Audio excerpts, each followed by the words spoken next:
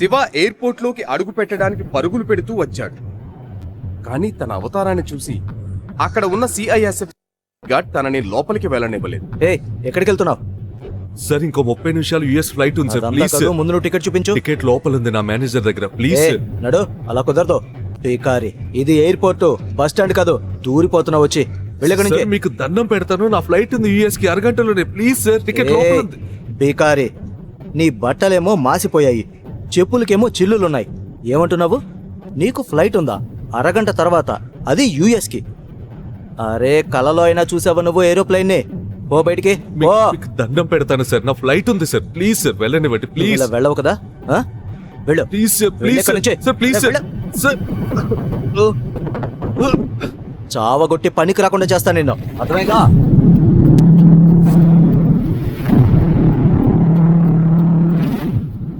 అప్పుడే శివ భార్య సురభి అక్కడికి వచ్చింది.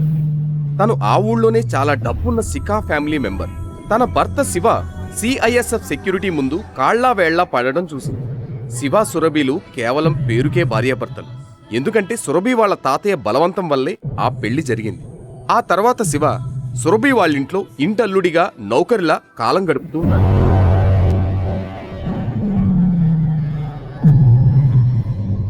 మిస్టర్ బికారి, నువ్వు ఇక్కడేం చేస్తున్నావు? నీకు తెలుసు కదా, ఒక ముఖ్యమైన ఇన్వెస్టర్ వస్తున్నాడు, తనకి వెల్కమ్ చెప్పడానికి నేను ఇక్కడ దాకా వచ్చాను. నువ్వు ఇక్కడ నువ్వేం తమాషా చేయొద్దు. నువ్వు ఏ పని మీద వచ్చినా సరే అది వదిలేసి ఇక్కడ నుంచి వెళ్ళిపో. సురభి, ఎమర్జెన్సీ పని మీద అమెరికా వెళ్ళాలి. నా దగ్గర టికెట్ ఉన్నా వాళ్ళ లోపలికి వెళ్ళనివ్వడం లేదు. ప్లీజ్ ప్లీజ్ నాకు హెల్ప్ చేయి ప్లీజ్. How day you! ఇంకోసారి నా మీద చెయ్యేస్తే ఊరుకునేది లేదు. అమెరికా వెళ్తున్నావా నువ్వు? నాకు అమెరికా స్పెల్లింగ్ చెప్పు. స్పెల్లింగ్ వచ్చా అమెరికాకి? పోనీ నీకు అమెరికాకి టికెట్ ఇప్పించిన పనికిరాని వెదవెవడో చెప్పు. నిజంగానే చోలేపూరి అమ్ముకునే ఒక సాధారణ వ్యక్తి అయిన శివకి అమెరికాతో ఏం సంబంధం ఉంటుంది? నోరు మూసుకుని ఆఫీస్కి వెళ్ళు. నేను తీసుకొచ్చే ఇన్వెస్టర్స్ కి భోజనాలన్నీ సరిగ్గా ఉండేలాగా ఏర్పాటు చేయి. ఏదన్నా తేడా చేసే ముందు ఒక్కసారి ఆలోచించు. లేకపోతే దేశం వదిలి వెళ్లడం సంగతి తర్వాత ఈ ఊరు నీళ్లు వదిలి వెళ్లడానికి 100 సార్లు ఆలోచించేలాగా నీకు బుద్ధి చెప్తాను. నేను వేసే శిక్ష నీ నీడ కూడా భయపడేలా చేస్తాను. ఇంకోసారి చెప్తున్నా నేను. సురభి, ఇది ఎమర్జెన్సీ, ప్లీజ్ హెల్ప్ మీ. అప్పుడే సురభితో పాటు వచ్చిన తన బిజినెస్ పార్ట్నర్ రాహుల్ తనతో, ఈ బెకారితో మాటలేంటి సురభి? ఓ 50 రూపాయలు ఇచ్చి వీడిని తరిమి. మర్యాదగా మాట్లాడు, తను నా భార్య, అర్థమైందా? వీడేమంటున్నాడు సురభి? వీడు నీ భర్త. రాహుల్ అన్న మాట విని సురభి ఒక్క నిమిషం బ్లాంక్ అయిపోయింది. ఆ తర్వాత ధైర్యాన్ని కూడా తీసుకుంటూ, come on Rahul, like seriously, I mean look at him. వీడి మాటలు నమ్ముతున్నావా? వీడి అవతారం చూడు. తన దగ్గర నిలబడ్డానికి నాకు సిగ్గుగా ఉంది. అలాంటి మనిషిని నా భర్త అంటే నువ్వు అసలు ఎలా నమ్ముతున్నావు? చందా అడగడానికి వచ్చినట్టున్నాడు. కాస్త డబ్బిచ్చి వీడిని వెంటనే పంపించాయి. ఎందుకంటే వీడు నా భర్త ఎప్పటికీ కాదు. శివకి పాత రోజులన్నీ గుర్తొచ్చాయి. సిటీ హాస్పిటల్లో తన తల్లి శరణ్యకి ట్రీట్మెంట్ చేయిస్తున్నప్పుడు సురభిని చూశాడు. ధనవంతులు బిడ్డ అయిన సురభికి ఏ విషయంలోనూ లోటు లేదు. అయినా కూడా తన అంతస్తు మర్చిపోయి రోజూ హాస్పిటల్లో ఉండే పేషెంట్ల కోసం టైం కేటాయించేది. సురభి వాళ్లను గుండెకు హత్తుకునేది. అక్కడి వాళ్లందరూ తను బాగుండాలని ప్రేమగా ఆశీర్వదించేవాళ్లు. అది చూసిన శివకి సురభి మీద అభిమానం ఏర్పడింది.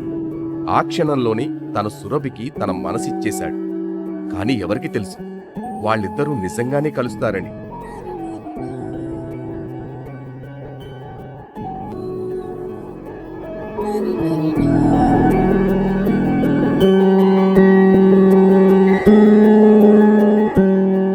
విన్నావు కదరా వెదవా? కొట్టి కొట్టి నీ మొహాన్ని పచ్చడి చేసే ముందే నువ్విక్కడి నుంచి వెళ్ళిపో. శివ తన తలరాతకు లోపలే బాధపడుతూ అక్కడి నుండి బయలుదేరాడు. ఇంతలో అకస్మాత్తుగా ఓ నల్ల రంగు కారు ఎయిర్పోర్ట్ దగ్గరికి వచ్చింది. అందులో నుంచి ఊళ్ళోనే పెద్ద బిజినెస్ మ్యాన్ అయిన నితిన్ వర్మ కిందకి దిగుతూనే తన చూపు శివ మీద పడింది. తనను చూస్తూనే పరిగెత్తుకుంటూ వెళ్లాడు నితిన్ వర్మ. మిస్టర్ శివ, మీరు నన్ను గుర్తుపట్టలేదా? మిస్టర్ నితిన్ వర్మను గుర్తుపట్టంది ఎవరు? సురభి తనను చూస్తూ ఉండిపోయింది. ఆయన శివతో మాట్లాడడం చూసి సురభి, రాహుల్ ఆశ్చర్యపోయారు. మిస్టర్ నితిన్ లాంటి పెద్ద మనిషికి ఈ బికారి ఎలా పరిచయం? నేను అదే ఆలోచిస్తున్నాను. మిస్టర్ నితిన్కి దాదాపు 5,000 కోట్ల ఆస్తి ఉంది. అలాంటిది బికార్తో తనెందుకు మాట్లాడుతున్నాడు? ఐఎమ్ షూర్ వీడు తన డ్రైవర్గా ఉండుంటాడు. హలో, మీరు త్వరగా రండి, ఇమీడియట్.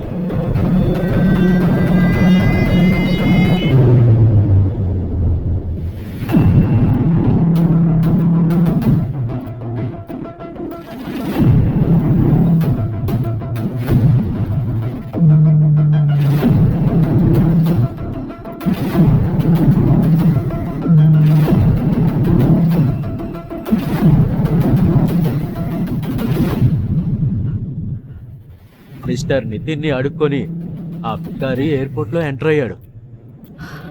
వాడిప్పుడు ఎయిర్పోర్ట్కి వెళ్ళి ఏం చేస్తాడో?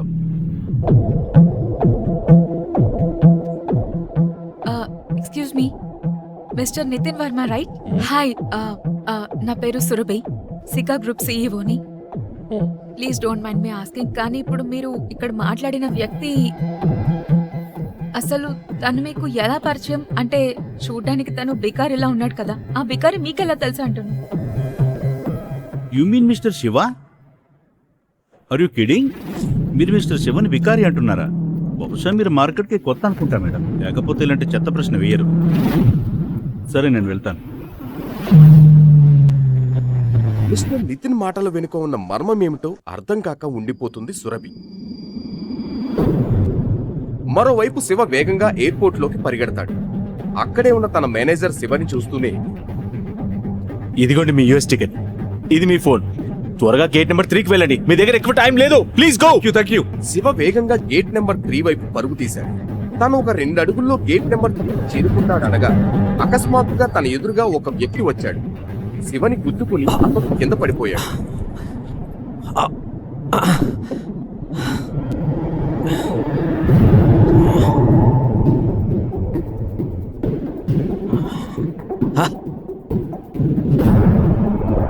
సరే, అరే, కాలేదుగా. కళ్ళు పోయాయా?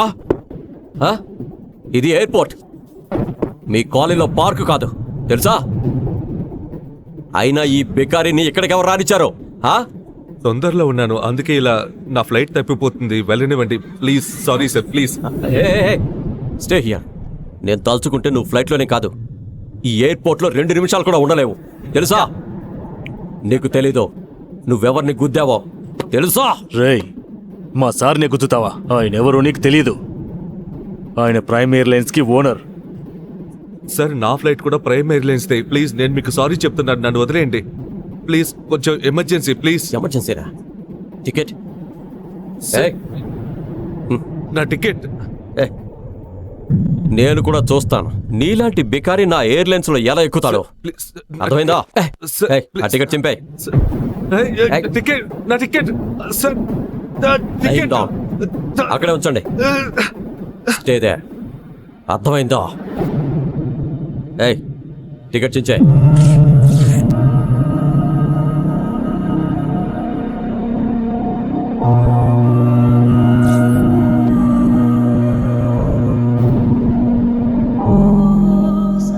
Now you better watch it, okay? పద, లెట్స్ గో. శివ యుఎస్ టికెట్లను 4 ముక్కలు చేసి తన మొహం మీద కొట్టగానే శివ పట్టలేని కోపంతో తన చుట్టూ ఉన్న బాడీ గార్డ్స్ ని నేల మీద పడేశాడు.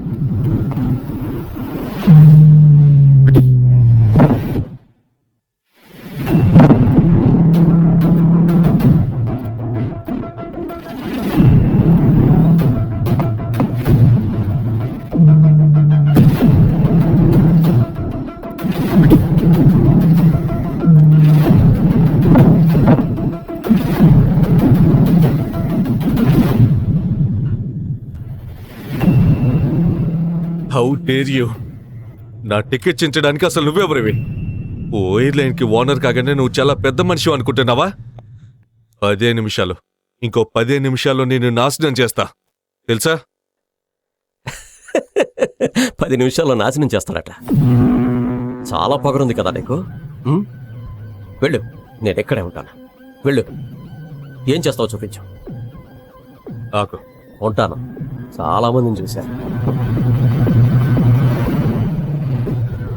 హలో, నా మాట విను. నేను యంగ్ మాస్టర్ని.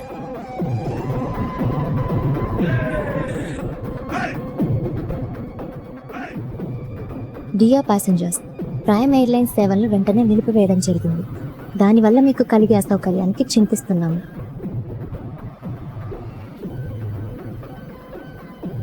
ఏ mister, hello, authority, authority. Sir, నా పర్మిషన్ కానీ నోటీస్ కానీ లేకుండా ఈ అనౌన్స్మెంట్స్ ఎలా వచ్చాయి? మాకు పైనుంచి ఇమీడియట్ ఆర్డర్స్ వచ్చాయి సార్. ఆర్డర్? మీ లైసెన్స్ని క్యాన్సిల్ చేశారు. వాట్? ప్రైమ్ ఎయిర్లైన్ని బ్యాన్ చేసేశారు. మీరేం మాట్లాడాలన్నా మినిస్ట్రీకి వెళ్ళి మాట్లాడండి. Hello, hello.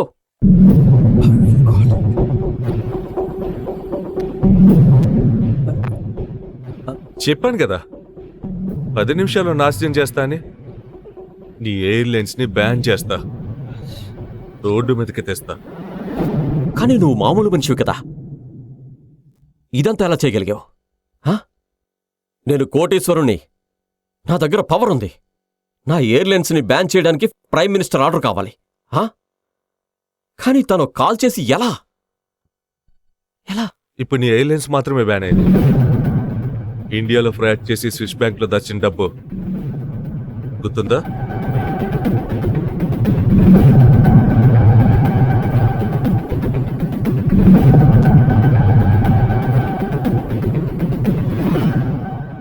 దానికి నేను జైలుకి కూడా పంపగలనా, కానీ ఇప్పుడు తొందరలో ఉన్నానా, అందుకే వదిలేస్తున్నా. లేకపోతే చెప్ప పెట్టి అడుక్కు తినేలా చేసేవాణ్ణి.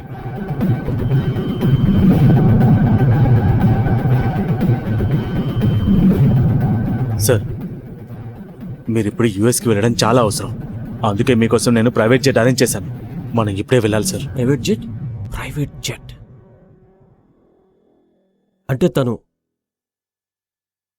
అంటే తను సామాన్యుడు కాదు, చాలా డబ్బున్న పవర్ఫుల్ మనిషి.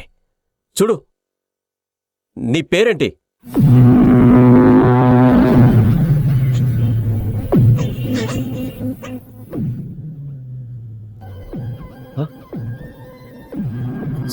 సారీ సార్, క్షమించండి sir. Sorry sir, sorry.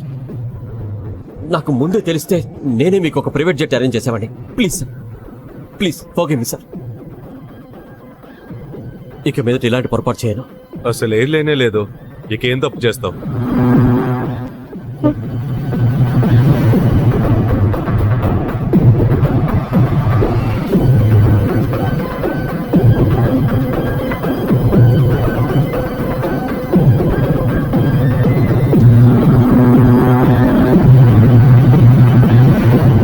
Good morning, sir.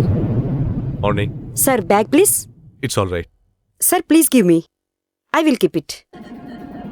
Okay, sir.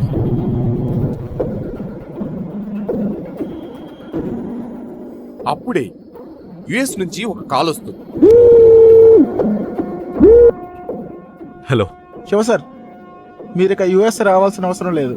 మాకు డోనర్ దొరికేశాడు. పెద్ద ఆయన ఇప్పుడు అవుట్ ఆఫ్ డేంజర్. మేము రేపు ఆయన్ని ఇండియా తెస్తున్నాం.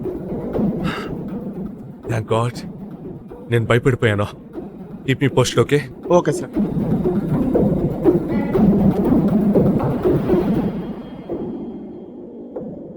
ఇక శివ ఏమాత్రం టెన్షన్ పడకుండా ఎయిర్పోర్ట్ నుండి నేరుగా అత్తయ్య ఇంటికి చేరుకున్నాడు.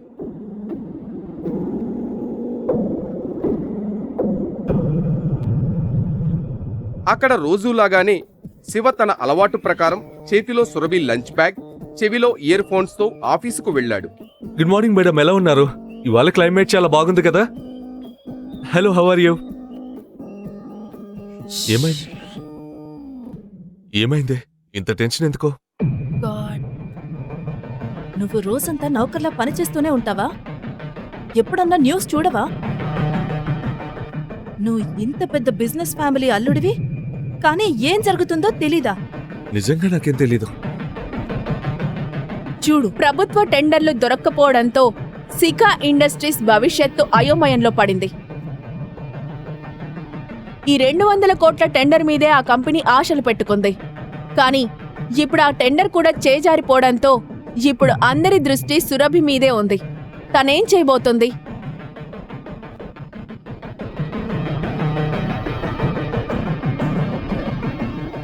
రాహుల్ సురభికి బిజినెస్ పార్ట్నర్. నిజానికి తను లైఫ్ పార్ట్నర్ కావాల్సినవాడు. కానీ సురభి వాళ్ళ తాతయ్య చనిపోయే ముందు బలవంతంగా సురభి పెళ్లి పానీపూరి బండి నడుపుకునే పేదవాడైన శివకి ఇచ్చి చేశారు. ఆయన చనిపోయాక ఆ బిజినెస్ నడిపేందుకు సురభి వాళ్ళ నాన్న శ్రవణ్ శిఖ చాలా ప్రయత్నించారు. కానీ కంపెనీని నడపడం తన వల్ల కాలేదు.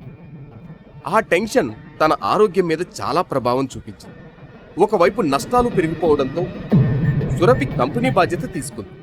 నిజానికి రాహుల్ తలుచుకుంటే తన ఫ్యామిలీ ఫ్రెండ్ మిస్టర్ నారాయణ్తో మాట్లాడి ఆ సమస్యను తేల్చేయగలడు. కానీ సురభితో పెళ్లి క్యాన్సిల్ అయినప్పటి నుండి తనకు సాయం చేయకూడదని నిర్ణయించుకున్నాడు. సురభికి ఏం చేయాలో తోచడం లేదు. ఎలాగైనా సరే తను ఈ కంపెనీని కాపాడాలి అనుకుంటోంది.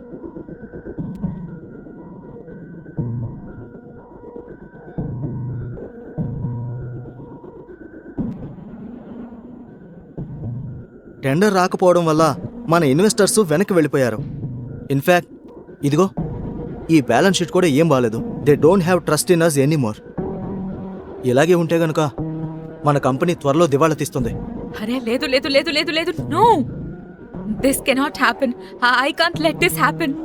ఇది కేవలం ఒక కంపెనీ మాత్రమే కాదు. తాతయ్య గారు ఎంతో కష్టపడి ఈ షికా గ్రూప్ ఆఫ్ కంపెనీస్ ని స్థాపించారు. దీని బ్రాంచెస్ మన దేశంలోనే కాదు విదేశాల్లో కూడా పేరు తెచ్చుకున్నాయి. తాతయ్య గారు చాలా కష్టపడి కంపెనీ సక్సెస్ అయ్యేలా చేశారు. ఓ చిన్న తప్పు వల్ల ఏం చేయకపోవడం వల్లనో నేను తాతయ్య పడ్డ శ్రమంతా మట్టిలో కలిసిపోవడానికి మనం ఒప్పుకోకూడదు. We have to do something. I can't lose this company. This is not the option. Please మీరు ఏదో ఒకటి చేయండి. మీకు ఏదో ఒక ఐడియా రావచ్చు, ఏదో ఒక సొల్యూషన్ ఉండొచ్చు. సంబడీ జస్ట్ ఫైండ్ ఎ వే. చూడు సురభి, మీ తాతయ్య టైం నుంచి మనకు కొంతమంది నమ్మకస్తులున్నారు. వాళ్లతో మనం బిజినెస్ చేసేవాళ్ళం. కానీ ఆయన చనిపోయాక రాహుల్ చెప్పాడని మనం వాళ్లతో డీల్ చేయడం మానేశాం. నువ్వు ఓకే అంటే వాళ్లతో మెర్జర్ గురించి మాట్లాడతా. Raju uncle, that's not an option. అయినా ఇంత జరిగాక ఎవరన్నా మనతో మెర్జ్ అయ్యేందుకు ఒప్పుకుంటారనుకోను. Mohit, let's look at the other ప్రభుత్వ ఆప్షన్. టెండర్లు దొరక్కపోవడంతో సికా Meanwhile, ఇండస్ట్రీస్ భవిష్యత్ what can we do? అయోమయంలో. ఇప్పుడు అందరి దృష్టి సురభి మీదే ఉంది. తనేం చేయబోతోంది? Hello, yes ma'am, yes ma'am, I'll get the files.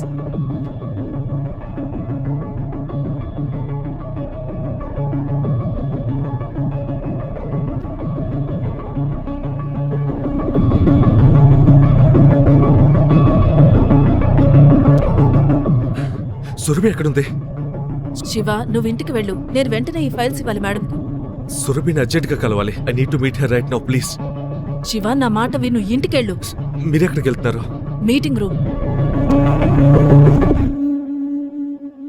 అప్పుడే సురభి సెక్రటరీ తలుపు నాక్ చేసి యాక్సిస్ కార్డుతో లోపలికి వెళ్ళింది.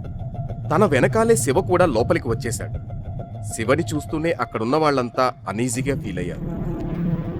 సురభి, ఈ ప్రాబ్లం గురించి అర్జెంటుగా మాట్లాడాలి ప్లీజ్. ఇప్పుడు కాదు శివ, ఇప్పుడు ముఖ్యమైన మీటింగ్ లో ఉన్నాను.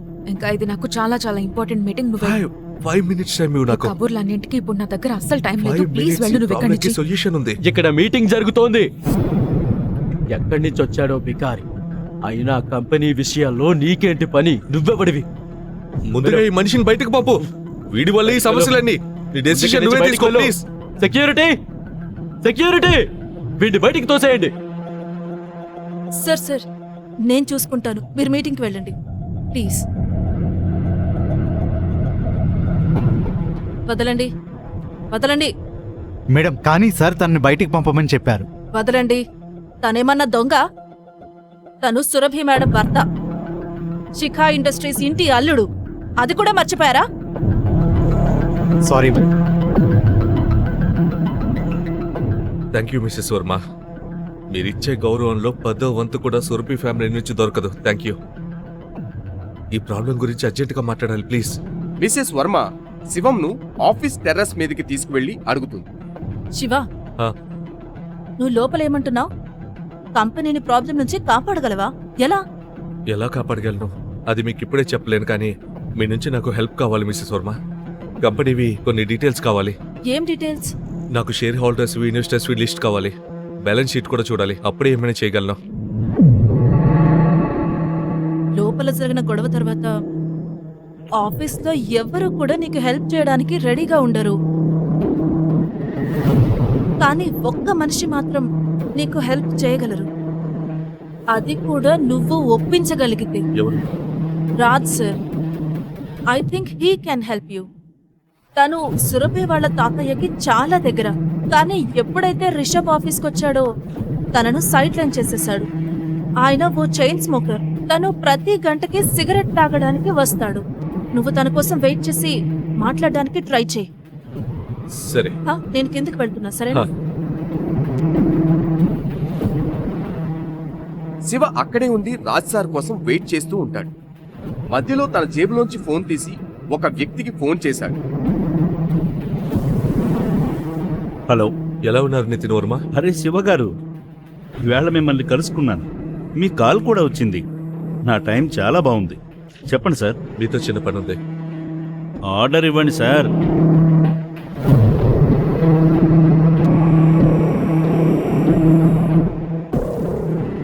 మీరు త్వరగా డీటెయిల్స్ తీసుకొని నాకు కాల్ చేయండి. Okay sir, bye.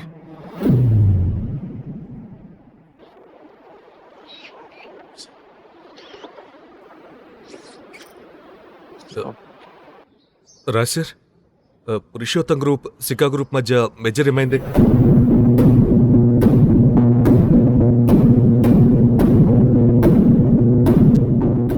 పురుషోత్తం, వాళ్ళ గురించి నీకెలా తెలుసు? వాళ్ళు మన పాత బిజినెస్ అసోసియేట్స్ కదా. నీకు వాళ్ళ గురించి ఏం తెలుసు? ఆ తర్వాత శివ చెప్పిన మాటలు విని రాజ్ అంకిల్కి మతిపోయినంత పని అయింది. తన సిగరెట్ పడేసి శివను కాన్ఫరెన్స్ రూమ్ కి తీసుకువెళ్ళాడు.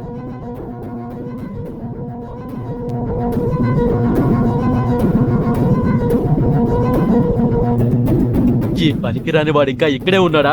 Mind your language.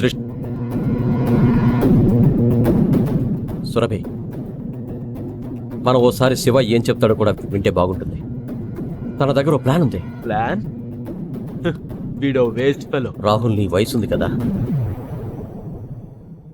అంతకంటే ఎక్కువ ఎక్స్పీరియన్స్ నాకు ఈ కంపెనీలో ఉంది. ఈ గొడవ మధ్య సురభి దీర్ఘ ఆలోచనలో మునిగిపోయింది. తనకు తాతయ్య మాటలు గుర్తుకొచ్చాయి. అమ్మా సురభి, శివ నీకు మంచి భర్తగా ఉంటాడు. ఓ విషయం ఎప్పటికీ గుర్తుంచుకో. నీకు కానీ సికా ఇండస్ట్రీ కానీ ఏదైనా సమస్య వస్తే దాని నుంచి శివనే బయటపడేయగలడు. మీరేం చెప్పదలుచుకున్నారు? ఎనఫ్. కామ్ గా ఉండండి మీరు. ప్లీజ్ ప్లీజ్ కాసేపు మాట్లాడకండి. రాహుల్, నువ్వు కూడా కాసేపు మాట్లాడుకు ప్లీజ్. ఇంకా ఈ కంపెనీకి బాస్ నేనే అని మర్చిపోవద్దు. డెసిషన్ మేకింగ్ పవర్ నా చేతిలోనే ఉంది. నేను అనుకున్నదే జరుగుతుంది. శివ, నువ్వేం చెప్పాలనుకుంటున్నావు? రా శివ, ఇక్కడ కూర్చో. అన్నిటికంటే ముందు నాకు షేర్ హోల్డర్స్వి ఇన్వెస్టర్స్వి లిస్ట్ కావాలి. బ్యాలెన్స్ షీట్ కూడా చూడాలి. అప్పుడే ఏమైనా చేయగలను. సురభి, వీడు ఓవర్ చేస్తున్నాడు. మనం అలా ఎలా కంపెనీ డీటెయిల్స్ అన్ని షేర్ చేయగలం చెప్పు. తనకి ల్యాప్టాప్ ఇవ్వు ప్లీజ్. తీసుకో. సురభి, నువ్వు ఈ కుక్క మాటలు. రాహుల్, నువ్వు కుక్క అంటున్నవాడు నీ బాస్కి భర్త అన్న విషయం మర్చిపోవద్దు. ఈసారి నువ్వు మర్యాదగా మాట్లాడడం నేర్చుకో. ఈ 2 ఏళ్లలో మొదటిసారి సురభి తన కోసం మాట్లాడడం విన్నాడు శివ. ఆ మాటలతో తన గుండె ఉప్పొంగిపోయింది. Shiva, you continue.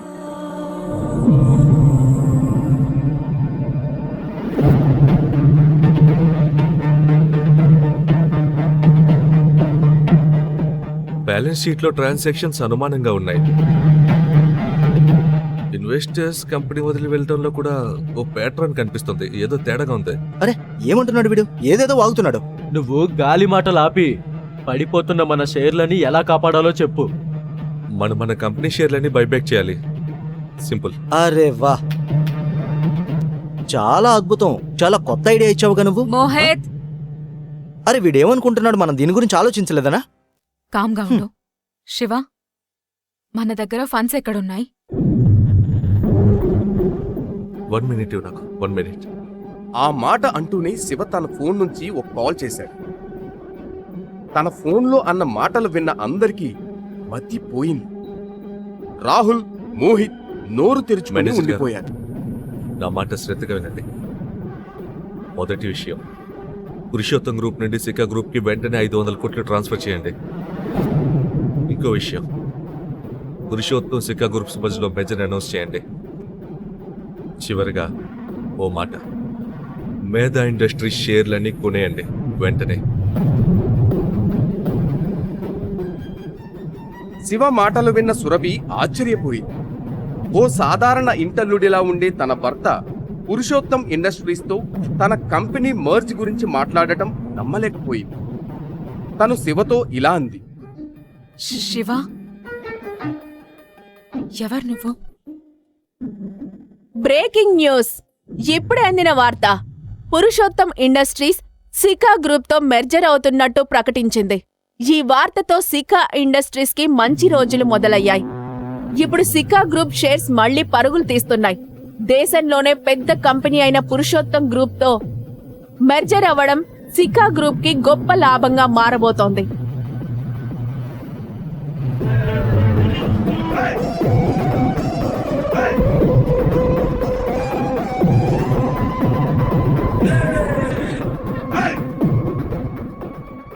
ఇంతకీ సురభికి శివ ఎవరో తెలుస్తుందా? అసలు శివ వెనుక ఎలాంటి రహస్యం దాగుంది? పురుషోత్తం గ్రూప్తో శివకి సంబంధం ఏమిటి?